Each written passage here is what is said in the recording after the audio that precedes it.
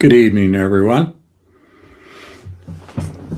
Well, we have a little bit different take on what's been going on in the Middle East, so I'd like to share that with you tonight. Tonight's live stream is entitled Russia Brokers Peace? Today is the 12th of March.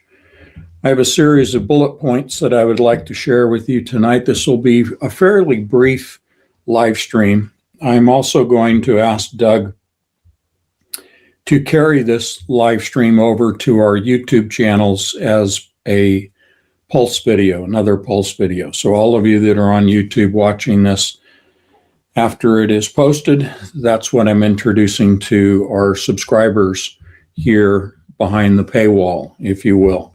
This is subscriber supported. We provide 3 live streams a week.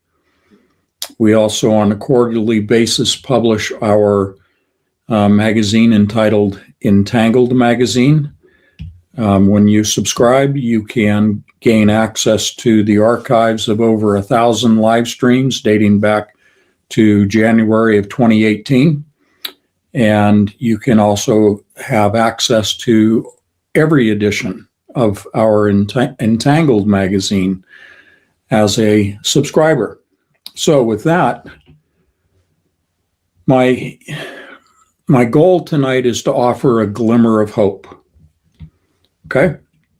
I chose the title tonight with a question mark, Russia Brokers Peace. It's possible. It's doubtful, obviously, but not equally, but to a much lesser degree, to a smaller percentage. There is a possibility that this war, both in the Middle East and the other war in Ukraine, could be brought to a halt. The war is about oil and natural gas. The war is about economics. It is about greed. That leverage can also be applied to bring an end to the conflict in both regions. We shall see. The following bullet points I offer to you as a possibility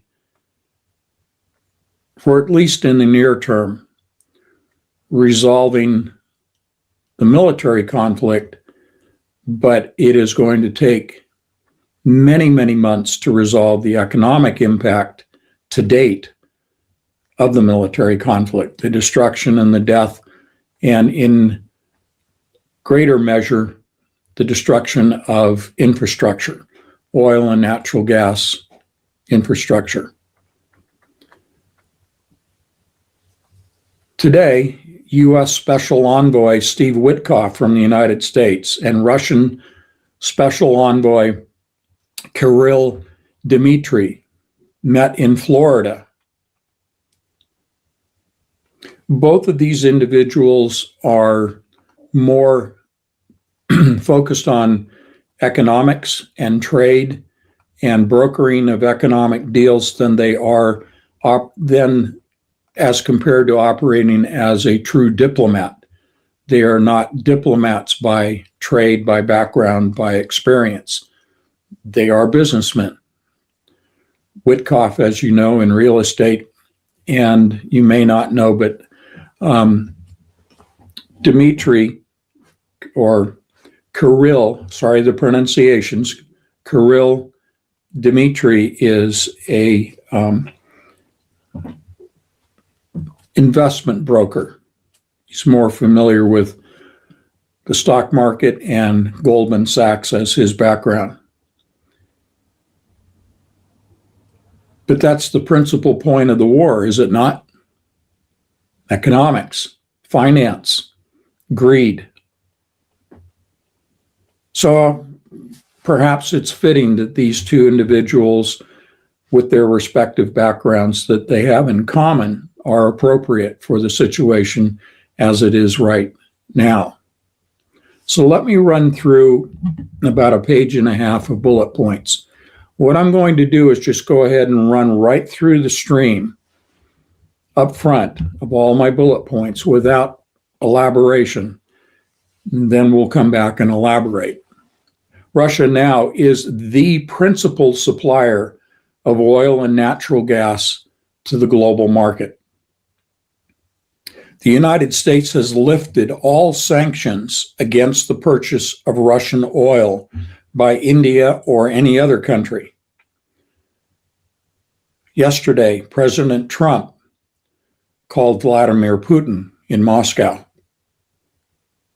Russia wants the U.S. to lift all Iranian sanctions. The financial bonus that is ongoing for Russia is solving many of the economic problems that Russia has been facing due to the conflict in Ukraine.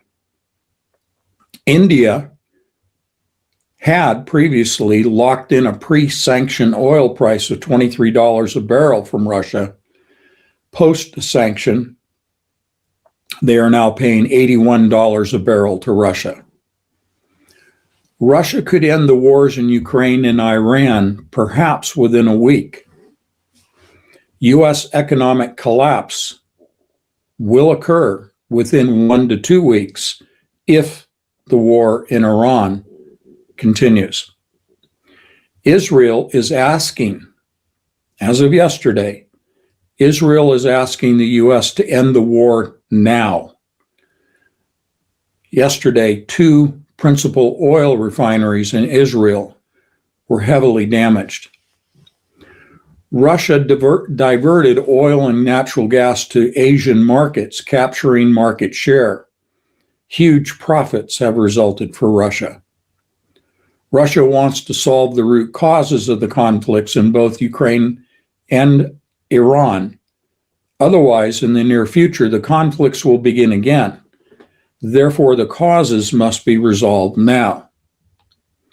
Persian Gulf state oil and gas producers want the U.S. to withdraw from the Middle East entirely.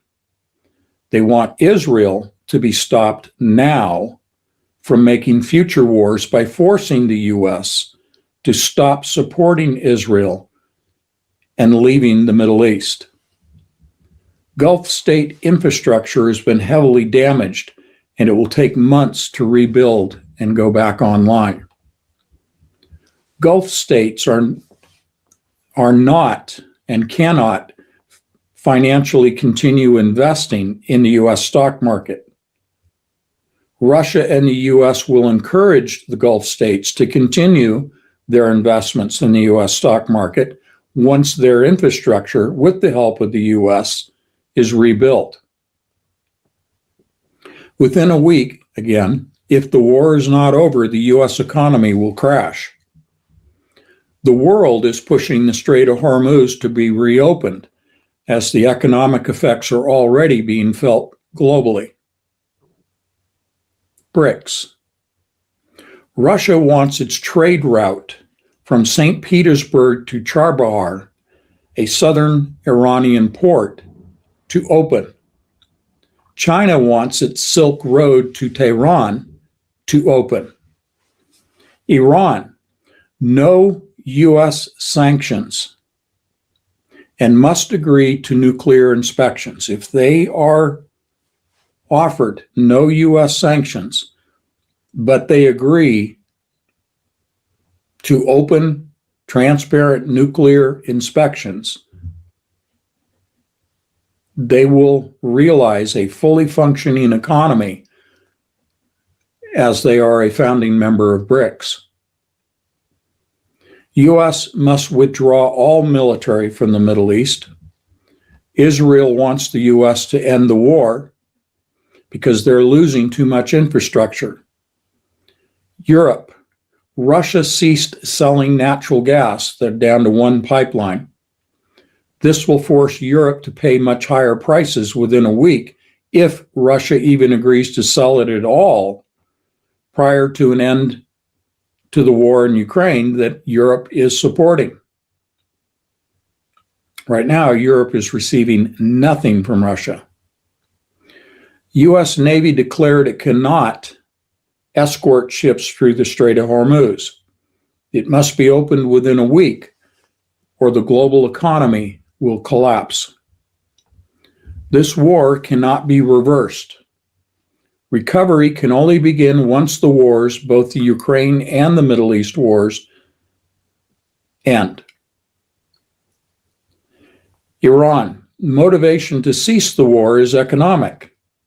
Sanctions lifted, oil and gas infrastructure back online, and capture markets. Russia to provide financial help, and the U.S. to provide reparations and rebuilding. Israel. The real problem, and they must be forced to stop destroying Iranian oil and gas fields. The Gulf state oil and gas fields are being hit by Iran and must be protected. If these fields cannot be protected, there is no global economic recovery. Okay. All right. In previous live streams, we've cited the reset. Remember the World Economic Forum, Klaus Schwab saying, you will own nothing and be happy for it, that they want to eliminate all debts. But with that, you eliminate all assets, because assets in a debt-based global economy are derived from debt. There's no other source of assets but debt. Anyway, if the war continues, we will find ourselves in that global reset, because the economy, by virtue of the war and its impacts, already is on the path to bringing the global economy to a halt. The glimmer of hope is what we're trying to look at tonight. So I'm going to come back to my bullet points here and just briefly elaborate on each one.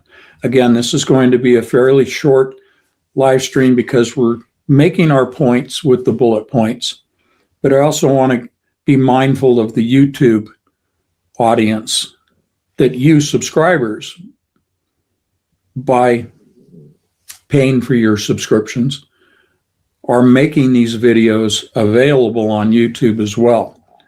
So not often do we post on YouTube, but I want to thank our subscribers for allowing me to do so.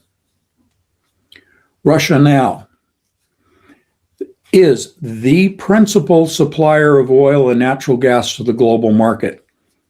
Virtually no one else is pumping oil into refineries and then transporting it on tanker ships to anywhere in the world. There is oil, I should mention, flowing through two pipelines in Saudi Arabia from the Persian Gulf to the Red Sea at Ankara and being shipped from there. But there is the possibility that the Houthis in Yemen will shut down the Red Sea again.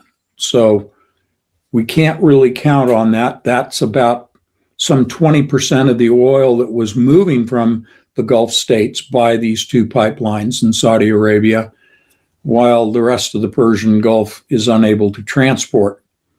But for all intents and purposes, Russia is the only supplier of oil and natural gas to the world right now.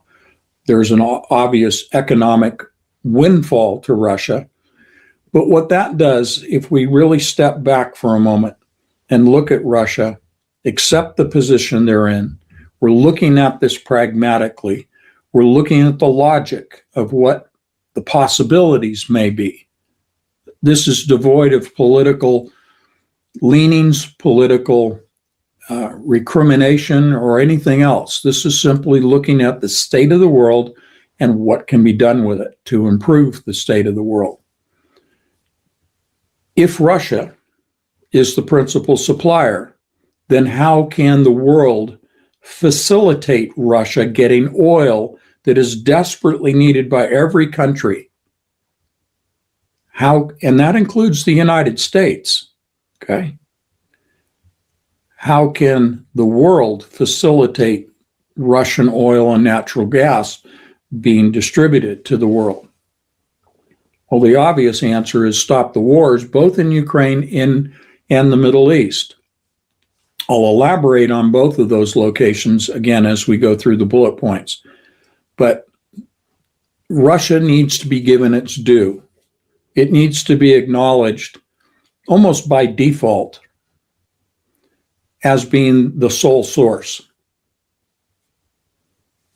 Therefore, the rest of the world needs to get behind Russia, needs to support what Russia is doing, to work with Russia. Obviously, by paying higher oil prices, a great deal of help, of benefit is being provided by the rest of the world as the buyers to Russia as the supplier.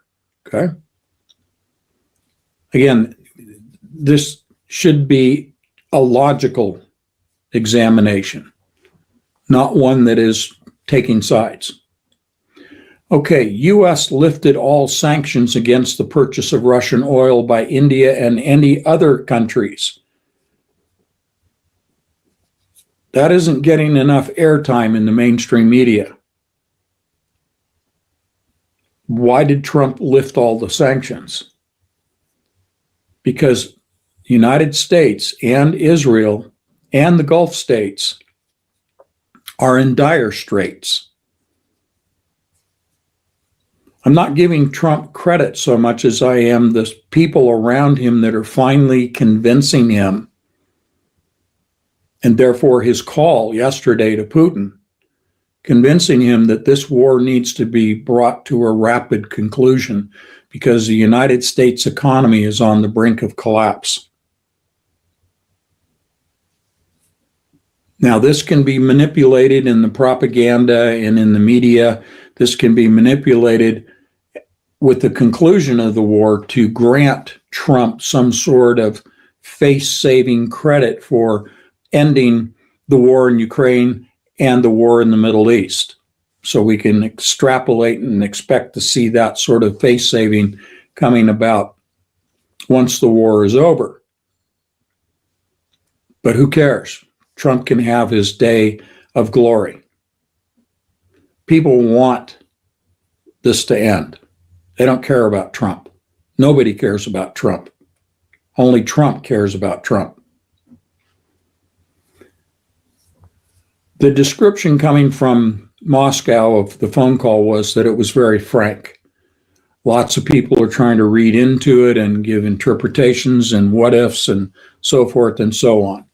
What I'm offering to you here tonight comes from a variety of sources, including previous live streams, and the sources that I used for those makes up this list that I'm sharing with you tonight, and my position that there is a glimmer of hope, but that hope is reflective of desperation on the part of the global economies. That includes Donald Trump being desperate on behalf of the United States. Russia is not desperate. It is in the unique position, not only with respect to its energy that it is supplying the world, but it is in a position diplomatically to offer, not force, but offer the carrot, to offer the opportunity to end the conflict, whether Putin is addressing Iran or the United States or the Gulf states or Israel. There's something in it for everyone, something positive that is worth stopping the conflict. There are tremendous stakes, economic stakes that are involved. Not one country on the planet, I think, including the ones I'm citing here, that want to see the global economy completely collapse. If the agenda out of the World Economic Forum is for a global economic reset, it does not require war to bring that about. That's simply an accounting process. That is simply the banking sector agreeing, the market drivers agreeing that the books are going to be wiped clean. You don't need to wipe clean the populations of the planet to accomplish that. You simply enter a zero in the debt column and a zero in the assets column, and you agree to start over with a new asset-based global economy.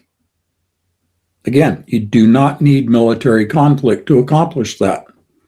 Now, what is going on may be the inducement towards that accounting procedure to finally take place. I'm not advocating it. I'm simply stating it. Okay? But Russia is in a unique position not to dictate, but to mediate. Mediating comprising of offering bona fide, significant benefits to the combatants on both sides of the conflict. They both walk away from the table having gained something. Russia wants the U.S. to lift all Iranian sanctions. Now, all of the sanctions regarding the purchase of Russian oil have been lifted by the U.S. Why? Why did the U.S. do that? Well, the U.S. is getting a tremendous amount of pressure from the Gulf states in particular. And we'll focus on some of the things the Gulf state is offering as inducements to the U.S. to drop the sanctions on the purchase of Russian oil. But also the rest of the countries in the world are pressuring the United States to drop those sanctions because Russia is the only source of oil and natural gas at the present moment. So those sanctions have been removed. Russia, for its part, again, putting them in the role of mediator, as a negotiator, as peacemaker, okay, wants the U.S. to lift all Iranian sanctions. That's an inducement on the part of the U.S., brokered by Russia, for the Iranian government to stop their drone attacks and missile attacks, to bring peace to their nation. Now we'll get to Israel and the U.S. itself from the standpoint of Russia mediating. We'll get to them and their inducements. The financial bonus for Russia. Russia has been, for the first time in many years, running up deficit spending. They do have inflation. They have a lack of hard currency of cash that they need. And this solves a lot of economic problems for Russia. But Russia understands this is short term, because if you destroy the economies of the countries that are buying from you, then they are by default no longer able to afford to buy your gas and oil. So they recognize this is a short-term windfall, but they're not going to prolong it at the detriment of their customers, okay? Again, India had locked in the pre-sanction oil price of 23 a barrel, and now they're paying the price on that literally now at 81 a barrel because they were following the U.S. sanction. They were following what Donald Trump had imposed on them. Now, Russia could end the wars in Ukraine and Iran, perhaps within a week. That is not far-fetched. We're not talking about the damage that has been done to the infrastructure, that problem being resolved within a week. But the process of negotiations, because of the unique position that Russia is in to offer incentives to the parties in conflict, this could rapidly end within a week's time. Because not only the United States, but Iran itself and Israel and other countries, in particular the Gulf states, are looking at economic collapse within their individual countries within a week to 2 weeks' time. So to say that it could end within a week is not a false hope. There's a tremendous incentive, tremendous pressure, economic pressure, to end the war as rapidly as possible for the purpose of saving the global economy. U.S. economic collapse, as I said, within 1 to 2 weeks if the war continues. Israel, and again, this is not getting very much attention at all in the mainstream media, Israel is asking the United States, Netanyahu, as he did in June, the 12-day war in June last year, has again, behind the scenes, asked the United States, Donald Trump, to bring an end to the war. Imagine for a moment that the U.S. and Israel, just on that side of the conflict, decide they're no longer going to attack Iran. Well, Iran has made it very clear that they intend to continue. But that statement is made in a vacuum. That statement is made devoid of Russia offering the inducements that we're trying to outline tonight. Thus, the position of Iran, should they no longer find that they are under attack, would put them in a position, should they continue to attack Israel, in a position of committing war crimes, of losing their, if you will, their legal justification for attacking Israel, and that includes the United States. Iran, as I've outlined in previous live streams, is not in good economic condition. Their infrastructure is nearly, prior to the outbreak of hostilities, was practically on the ropes. Electricity, water, food, their inflation rate, their currency's purchasing power being basically zeroed out to nothing. They were not in a good position to engage in a war. And since the war has been continuing since last Saturday, they're now in a much worse position. So internally, they have tremendous inducements to bring an end to the war as soon as possible. Therefore, I think if the U.S. and Israel together simultaneously said, we are no longer attacking Iran, now it is up to Iran to decide what they're going to do. I think Iran would take that as the gold, literally the golden opportunity to say, fine, this is over. Even though both sides are saying they have not achieved their original goals, they are willing to stop the conflict for economic reasons. Yes, obviously there are humanitarian considerations, but what it really gets down to is economics, okay? So Israel is asking the United States to end the war right now, not in a week, right now, to stop it right now. That's principally motivated because yesterday, 2 of their major refineries were heavily damaged. They're seeing their infrastructure being destroyed.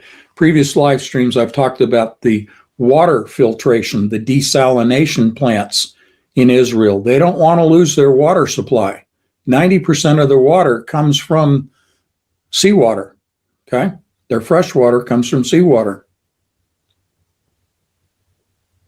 Russia diverted oil and gas to the Asian markets that was already being transported by tankers on the ocean from Europe and other destinations to Asian, in particular China, but to the greater Asian markets. This has allowed them for the short term to capture market share, again, by default. But going forward, they may enjoy a significant market share even with the cessation of hostilities, the rebuilding of the infrastructure in the Gulf states, and of course the opening of shipping in the Strait of Hormuz.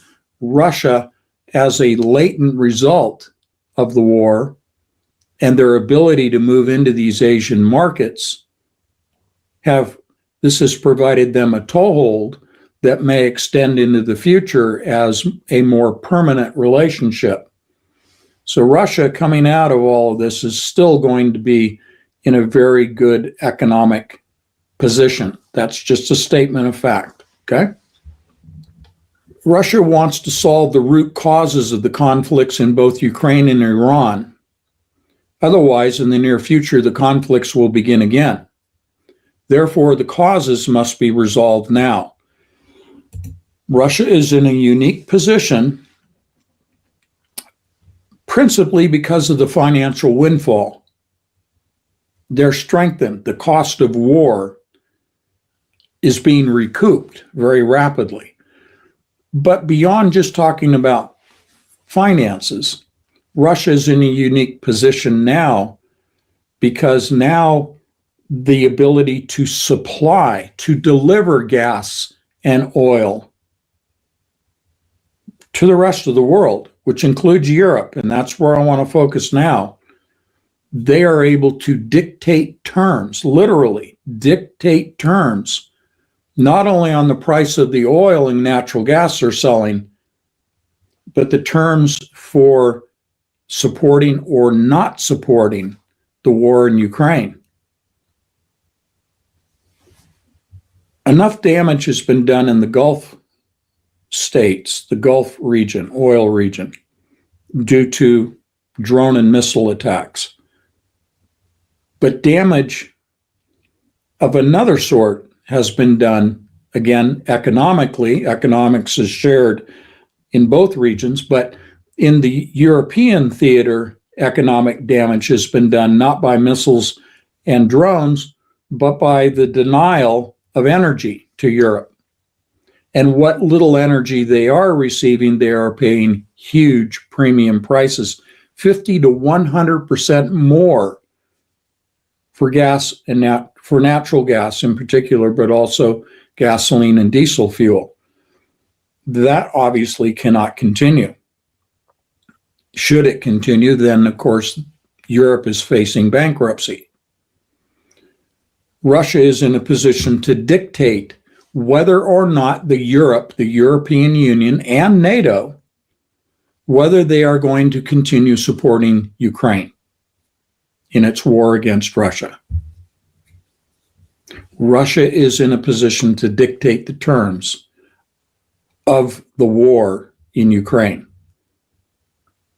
Russia can economically bring an end to the war, and uniquely on the Russian side, achieve all of its goals since 2021 and 2022, when there were two agreements that were initially agreed to that were signed, but then pulled back.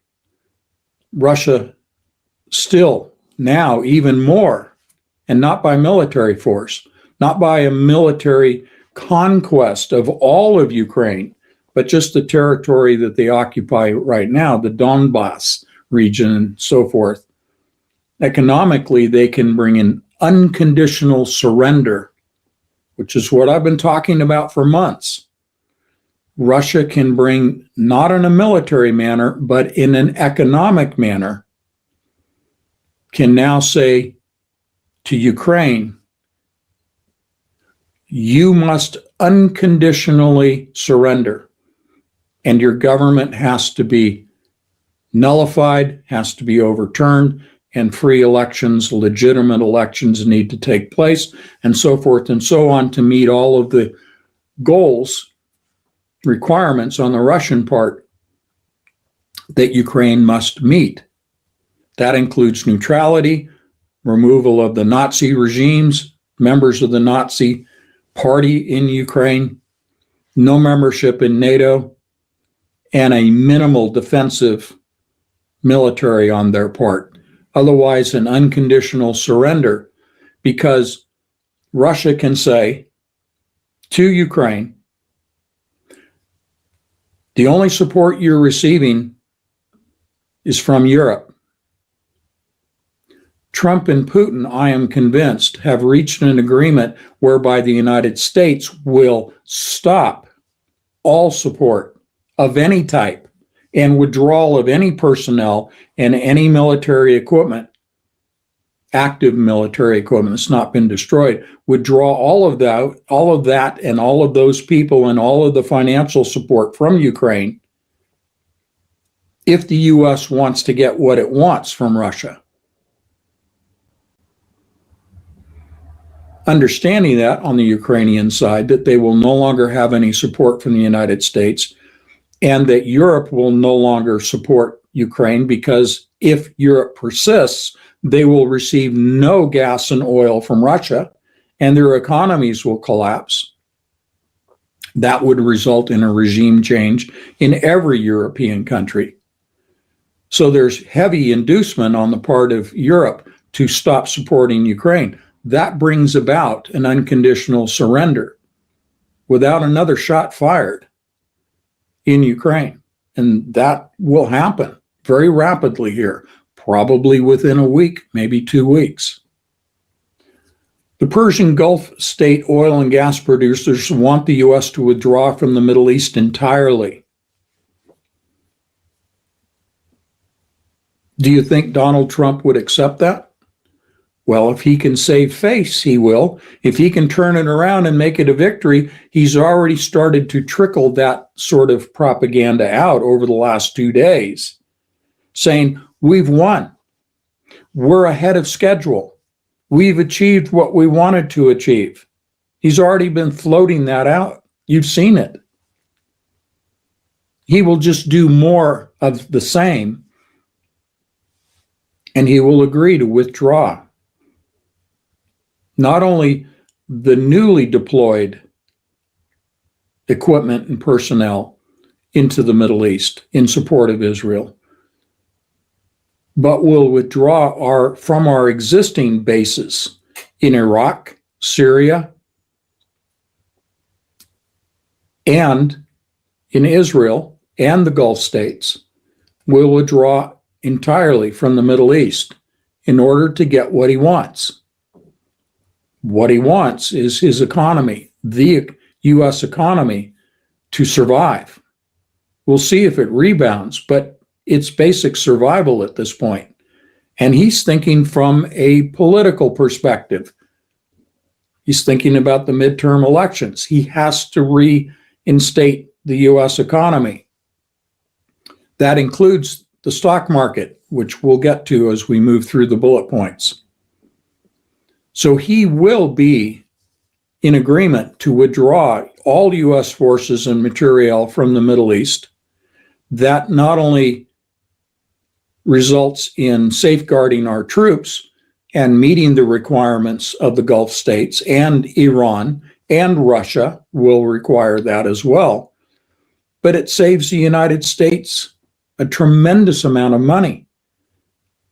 And this is not going to be just relegated to the Middle East, this withdrawal of forces, the closing of bases and ports. This is going to occur around the world. This is saving the U.S. money that it does not have. Now, I don't have this in my bullet points, but this brings me to something that needs to be included, and that's the bond market. Because of the damage that has been done to Japan and China, because of this conflict and the lack of energy and the cost of energy, that what little there is they can get their hands on from Russia, and going forward over the next coming months of rebuilding the damaged infrastructure, that continued increased cost of energy, Japan and China now are saying, they are threatening, they are putting inducement on Donald Trump to end this war by saying, look, if you don't wrap this thing up in short order, we are going to dump all of our holdings of U.S. debt, all U.S. bonds. That effectively destroys the bond market, and it ceases for the United States government its ability to finance its spending, its deficit spending. The bond market by itself, as I have presented for a couple of years here, if the bond market collapses, that alone will take down the global economy. That alone will bring about a financial reset. Okay? To prevent the bond market from collapsing, Donald Trump has to move quickly, and he has to be willing to lose a little face, but he'll dance that one. He'll tap dance around that. But to withdraw forces from Asian ports, to withdraw forces from all around the world and bring them back to the United States. Because now these countries also who hold bonds, like Russia being the sole source of energy, the bond holding countries, which is not just limited to China and Japan, but they all now recognize they have a point of leverage to force the United States to withdraw its forces. That includes South Korea. That includes Taiwan. You can see the repercussions of that in a geopolitical manner. So things are rapidly changing, and they are going to change even more dramatically over the next week. Okay. The Persian Gulf state oil and gas producers want the U.S. to withdraw from the Middle East entirely. They also want Israel to be stopped now from making future wars by forcing the United States to stop supporting Israel as the U.S. withdraws from the Middle East. All means all. All U.S. forces out of the Middle East. That includes Israel. Now, the Gulf states, where the U.S. has had bases in United Arab Emirates, Saudi Arabia, Qatar, Bahrain, Oman, Kuwait, they all are kicking the United States out because their countries were targeted because U.S. bases were in their countries, and the U.S. failed to protect them, although they promised to protect them. They failed. The U.S. failed on that, and now they're throwing them out. Okay? That includes Israel. Things are changing rapidly. The Gulf state infrastructure has been heavily damaged and it will take months to rebuild and to go online. I mentioned this in our live stream on Tuesday about the oil wells. When you are pumping natural gas, you are pumping crude oil out of the ground. You don't just suddenly, on a moment's notice, shut down those pumping operations. When you do, and you then attempt to restart, you lose overall into the future 15 to 25% of the available gas or crude oil that well, that source, otherwise would have made available, would have produced. So already the Gulf states are looking at permanent loss of 15 to 25% of what they had in the ground. It will take months to restart those pumping operations. And then the refineries have to be repaired as well. And the port facilities have to be repaired. And they have to regain their markets. Remember, Russia has a toehold on markets because they're single source right now. The Gulf states are going to lose some of that market presence. Okay? Now, the stock market, U.S. stock market. Gulf states cannot financially continue investing in the U.S. stock market today. Where's their revenue coming from? They don't have any revenue that's being produced from oil and natural gas. They can't transport it, even if they're able to load it into ships. There were 2 tankers today.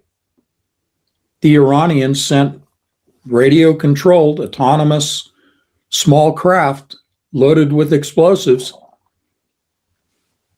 that struck and set fire and probably ultimately will result in the sinking of 2 tankers one of which was U.S. flagged in the Persian Gulf. So without the cash flow in the Gulf states, there's no investing in the U.S. stock market. Should this continue for another week, that could cause the stock market to permanently collapse. Again, another inducement towards Donald Trump to cease attacking Iran, cease supporting Israel, and Israel wants to stop attacking Iran because they cannot absorb any more damage to their infrastructure on the part of Israel. And everyone else, including Russia, is pushing Donald Trump to end the war as quickly as possible. The domestic pressure is coming from the stock market, the banking sector, the institutional investors, the venture capital markets, the hedge funds. The big guys are pressuring Trump in order to salvage what's left of the U.S. stock market.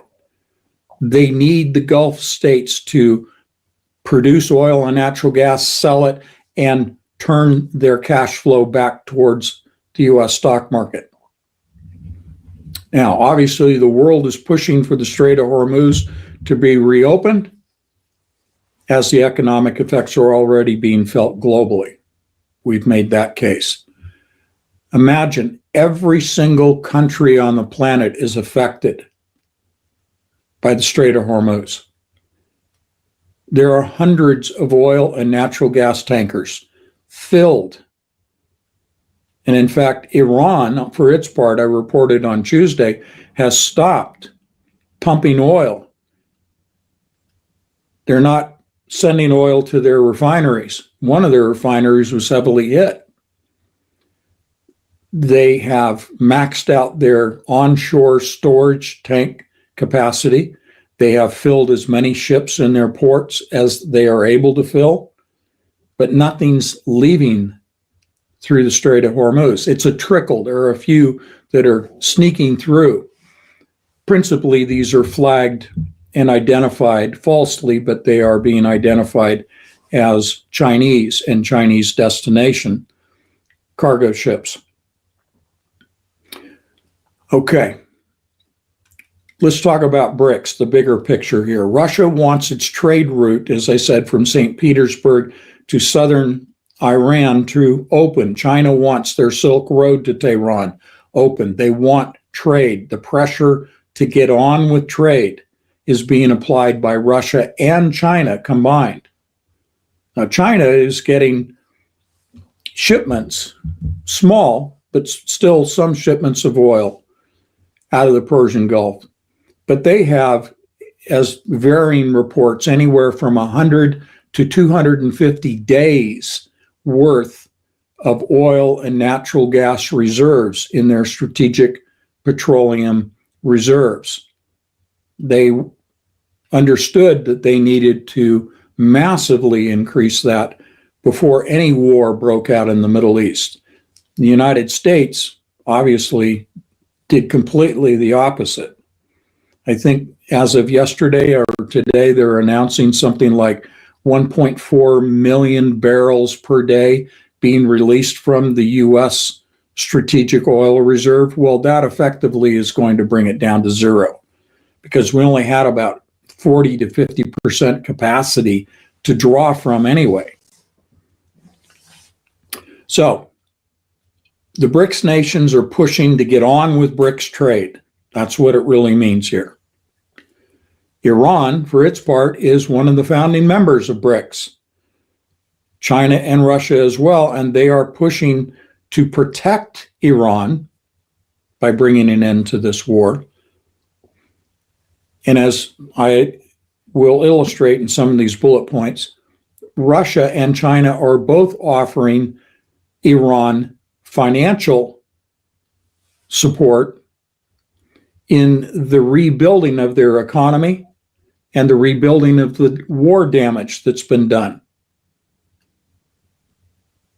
They are doing this because they are supporting Russia and China, supporting the larger BRICS Plus organization. Eventually, all countries, including the United States, will be a member of BRICS. This war is accelerating that movement of all countries into BRICS. Think of it, if you will, apart from economics, think of it as a strategic security agreement. BRICS wasn't designed for that. It was designed for trade agreements. But what is being demonstrated in this situation where this conflict is going on, but also what is being demonstrated through the inducements applied by Russia in particular and China to bring an end to the conflict, economic inducements. Countries around the world are now realizing that there is sovereign security through economic relationships, that if countries are trading with one another, they're much less likely to go to war against one another. If all countries are members of BRICS, then there, by logical deduction, there are therefore no countries that will make war with another country because they will all be in BRICS. Again, I'm not saying I'm promoting BRICS. I'm stating pragmatically the situation, okay? These are inducements to bring an end to the conflict and an inducement to withdraw military forces, the U.S., an inducement to Iran to say, look, you can't have what you wanted. You wanted to wipe Israel off the map. You wanted to destroy the Gulf states. You can't do that. You have to look at the bigger picture. So what is being said to the U.S. and Israel is being said to Iran in very much the same way. It is the same economic inducement, same reasons to stop the war. That's why I believe this is going to end within a week's time. Significant financial inducements brokered by Russia, okay? Iran needs to agree to, or it can be given an inducement by the removal of U.S. sanctions, no sanctions on the part of the U.S. against Iran. That's what's being offered. Iran must agree to nuclear inspections, okay? What the result will be, as I'm saying here, is a fully functional economy. Iran wants a fully functioning economy. They want to be prosperous, as do all the nations. That's a significant motivating factor. Okay, Israel, just to reiterate, emphasizing again that you're not hearing this in the mainstream, Israel wants the U.S. to end the war. That was communicated yesterday to Donald Trump. They're being hit much harder than they ever expected. So internally in Israel is the pressure internally to the government, to Netanyahu, to stop. The United States declared that it cannot escort ships through the Strait of Hormuz.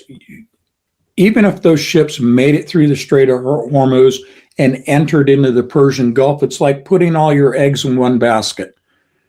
That was suicidal. It was never going to be said, but it was one of those things that Donald Trump, as I use the concept of a plate of pasta, of spaghetti, and he throws it to see what will stick on the wall.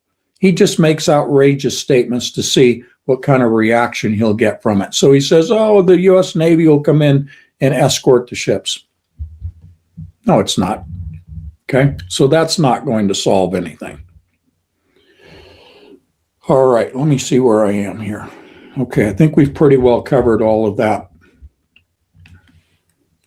So is this realistic, what I'm presenting to you tonight? Well, that's for you to judge. That's for the world to judge. let's turn this around 180 degrees. Let's ask another logical question. Is there a better solution? Is there another list of inducements that could be applied, and again, focusing on Russia, that can be applied by Russia on countries to stop the war? The war is about economics. You offer economic incentives to end the war.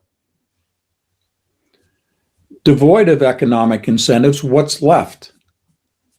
What is as powerful a point of leverage that could be brought to end the war? Well, you could be suicidal and say, well, you could just use nukes. Israel could just use nukes. That would end the war. No, it wouldn't. That would lead to mutually assured destruction.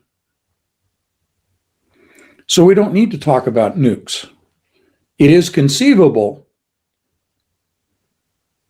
and subscribers know what I'm referring to here, it's conceivable that Israel might, in a fit of pure insanity, drop one or two tactical nukes on Damascus, which Israel considers to be a proxy of Iran, as a demonstration to Iran that if they don't stop attacking Israel, that the next nukes would be dropped on Tehran and other targets within the country.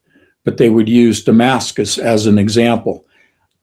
That's possible, but I think it's a remote possibility at this point. At some point, Damascus is destroyed, but we may not be there yet. But again, I could be wrong, completely wrong. I'm trying to just be pragmatic and logical at looking at the situation as it exists, taking information from a variety of sources, obviously, putting together my own assessment and my own conclusions, and simply offering them as food for thought for you. I, for one, do not see any other powerful inducements other than economic inducements and incentives that can be offered on the table for each party at the table to then agree and then walk away from the agreement feeling like they have achieved something, that they have gained something. Because an inducement, an incentive is not one-sided. It has to be agreed. There has to be a win-win situation. The person that is being offered the incentive must feel that there is something that they will gain by accepting that offered incentive. Okay? Very straightforward. Everybody has a lot to lose, and everybody is already losing a lot. But everyone has a lot to gain. The difficult part here, I think, is Iran. Difficult because so much propaganda comes out in the Western media against Iran, and the motivations therein, the psychology therein, the theocracy therein, the militancy therein. So much propaganda that it's difficult to assess the state of mind of those that are in power in Iran. Certainly, they want revenge. They want judgment. They want justice for what has happened to them and their people. It is clear to everyone that the U.S. and Israel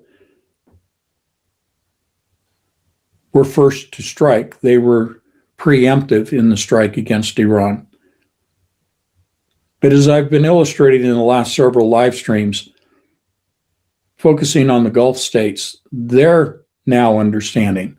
The picture is now becoming very clear to the Gulf states that yes, Iran attacked them. Yes, the U.S. caused the attack on the Gulf states, but the catalyst to the entire conflict is Israel. Now, Israel wants to bring an end to the war. But going forward, the Gulf states want to make sure that there is no ability on the part of Israel to strike anyone. So a major question, and this is something that probably will never get much media attention. This is something more in the intelligence background discussions and in the diplomatic circles. What does the world do? Not just the US, not just the Gulf states, not Iran, not China, not Russia, but what does the world do about the fact that Israel, which has proven to be the catalyst for the conflicts in the Middle East, what does the world do about the nukes? By my understanding, Israel, in terms of individual nuclear warheads, has some 350 of these, and several launch platforms from fixed land-based to mobile land-based to submarine-launched nuclear ballistic missiles. That's a whole nother negotiation that's going to require significant inducements, incentives from the whole world to force Israel to turn over for destruction, turn over those nuclear warheads and any enriched uranium that they may have in stockpiles, and the ability to produce refined, enriched uranium going forward, and any unrefined, unenriched stockpiles of raw uranium, for all of that to be turned over to other nation states and for its destruction. That's a tall order. That's a big one. Because the Gulf states will be putting pressure on the United States and other countries to force this to happen on the part of Israel. And again, this is not really being discussed. The big focus is all of the things in my bullet points that I gave you tonight. The tangent, but it's the huge tangent, is what do we do about Israel? I think the world would accept Israel to operate again as a sovereign state as long as it's peaceful.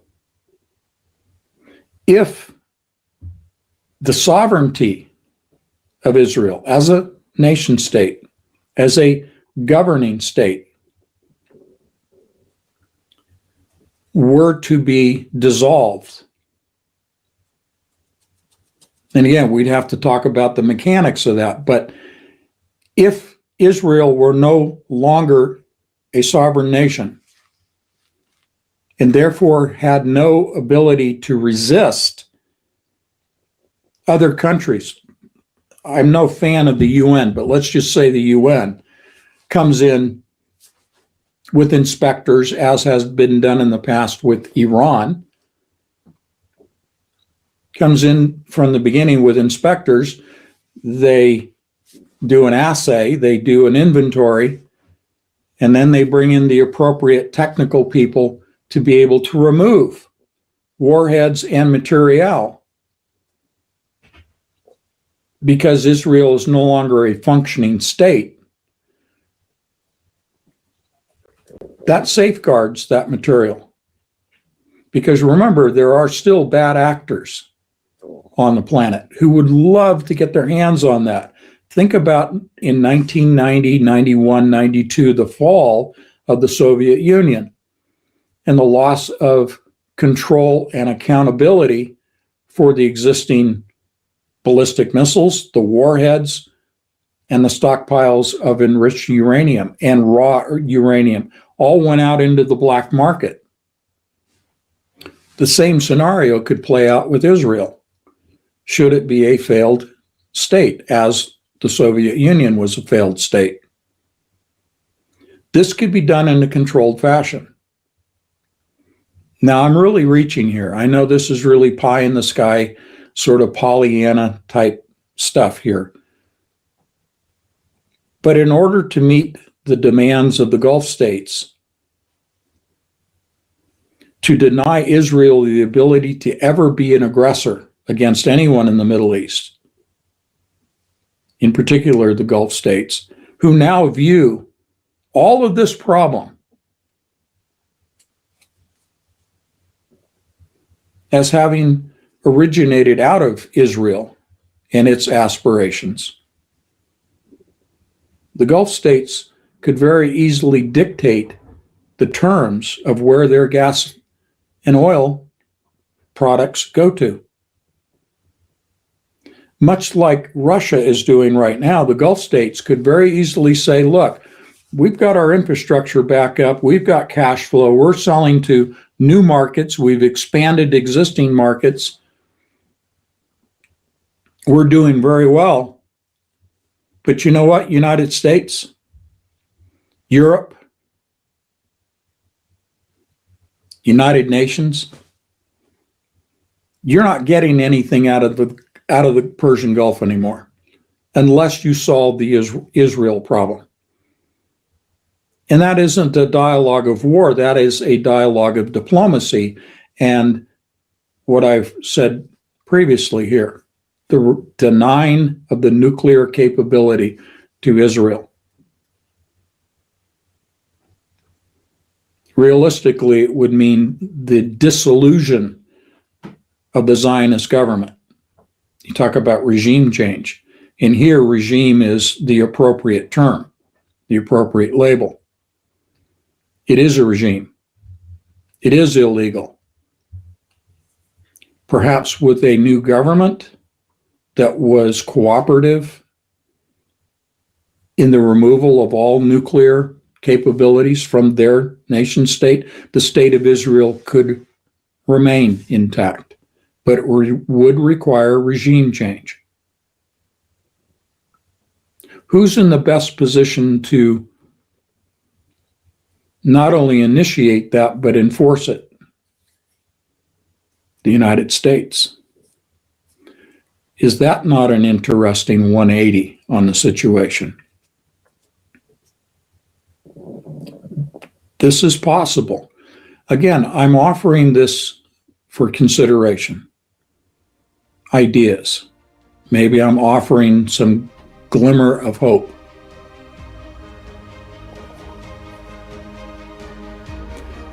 For now, that's how I see it. For whatever that's worth. One guy sitting here talking to you. Words and ideas are important and they're powerful because it initiates thinking, critical thinking, thoughts, and actions. Let's hope this is the butterfly effect for the world here tonight. God bless you all. Good night.